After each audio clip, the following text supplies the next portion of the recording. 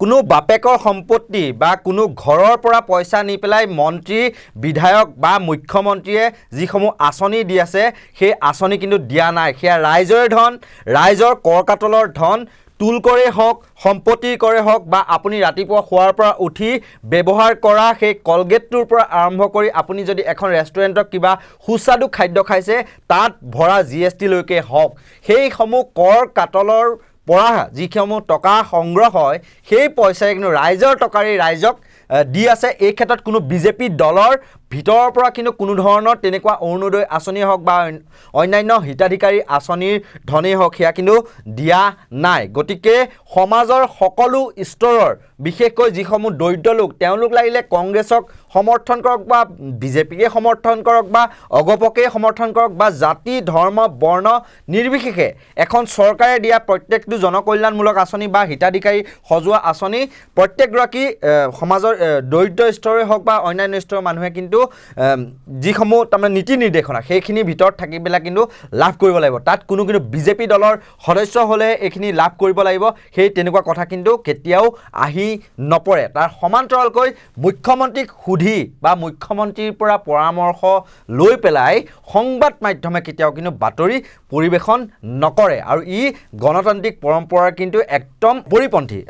এইটো ক'ব লাগিব যে পৰিপন্থী, যিটো কিন্তু আমাৰ মুখ্যমন্ত্ৰী ডক্টৰ হিমন্ত বিশ্ব শৰ্মাই সঘনাই কৰি আছে যদিও তেওঁক ৰাইজে কিন্তু সেই হিচাপত কেতিয়াও লোৱা নাই।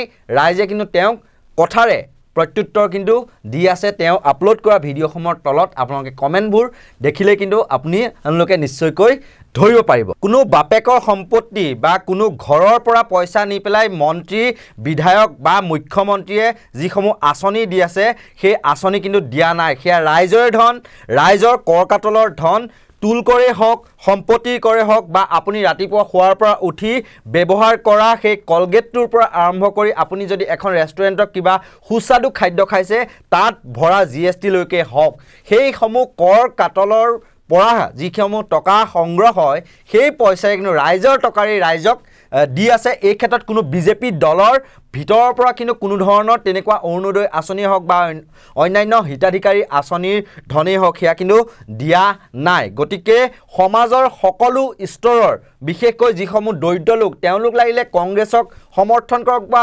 বিজেপিকে সমৰ্থন কৰক বা অগপকে সমৰ্থন কৰক বা জাতি ধৰ্ম বৰ্ণ নিৰ্বিশেষে এখন চৰকাৰে দিয়া প্ৰত্যেকটো জনকল্যাণমূলক আঁচনি বা হিতাধিকাৰী সজোৱা আঁচনি প্ৰত্যেকগৰাকী সমাজৰ দৰিদ্ৰ স্তৰে হওক বা অন্যান্য স্তৰৰ মানুহে কিন্তু যিসমূহ তাৰমানে নীতি নিৰ্দেশনা সেইখিনিৰ ভিতৰত থাকি পেলাই কিন্তু লাভ কৰিব লাগিব। তাত কোনো কিন্তু বিজেপি দলৰ সদস্য হ'লে এইখিনি লাভ কৰিব লাগিব সেই তেনেকুৱা কথা কিন্তু কেতিয়াও আহি নপৰে। তাৰ সমান্তৰালকৈ মুখ্যমন্ত্ৰীক সুধি বা মুখ্যমন্ত্ৰীৰ পৰা পৰামৰ্শ লৈ পেলাই সংবাদ মাধ্যমে কেতিয়াও কিন্তু বাতৰি পৰিৱেশন নকৰে আৰু ই গণতান্ত্ৰিক পৰম্পৰাৰ কিন্তু একদম পৰিপন্থী।